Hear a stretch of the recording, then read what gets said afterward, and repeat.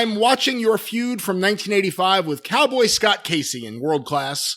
Oh, good Lord. Do you have No, I know exactly what he's going to ask about, the green jacket. Do you have any stories about Casey, the prized green jacket that he stole, or that feud in general? Well, yes, it was.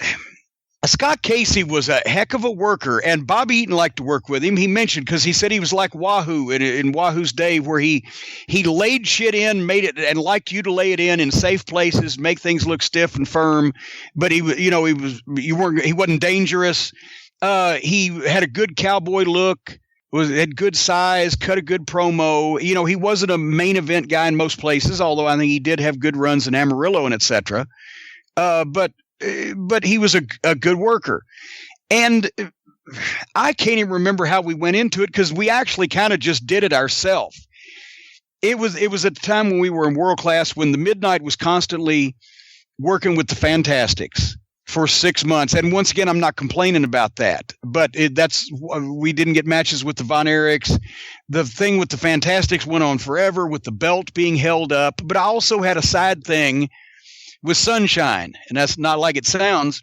Me and Sunshine, she was a babyface, I was a heel. We were nattering at each other on a regular basis, and Sunshine had an allegiance with Scott Casey, who was, I think, upset at something that one of the heels had done, whatever the fuck. Anyway, somehow we cross-pollinated this in a match, I think, with the Midnight and Casey. The point is, there was a spot where at the end of the match, I had done something, Casey had foiled it or whatever, but as I'm trying to get out of the ring, he's about to catch me, and I make a mistake. I make an escape just in the nick of time, just something simple like that.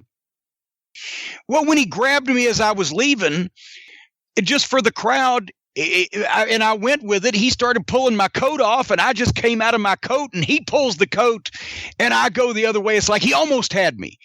And it was a green blazer that I just gotten because the Derby colors were out here in Louisville. Anyway, well, the people fucking blew. So I think he said something about, you ought to say something about it on the interview. And I did. You stole my green jacket that, I won that for, winning the Masters at home in Louisville or whatever the fuck. And then, goddamn, he just kept it. He brought the green jacket out on TV to do something else and taunt me with it. We just started doing our own shit over this fucking green jacket. Because Ken Mantell was no help as a booker. He came up with fucking jack shit of all of nothing, right? Watch the intricate booking for the first 6 months of 1985 and tell me that he had a fucking clue what was going on. But anyway, so we just made that shit up.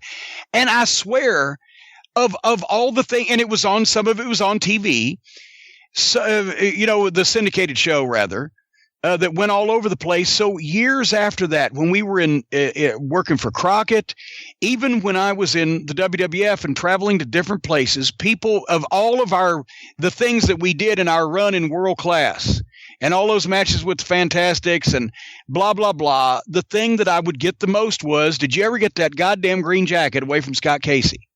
So it's just one of those things that for whatever reason, people remembered it and liked it. And it was unplanned as usual.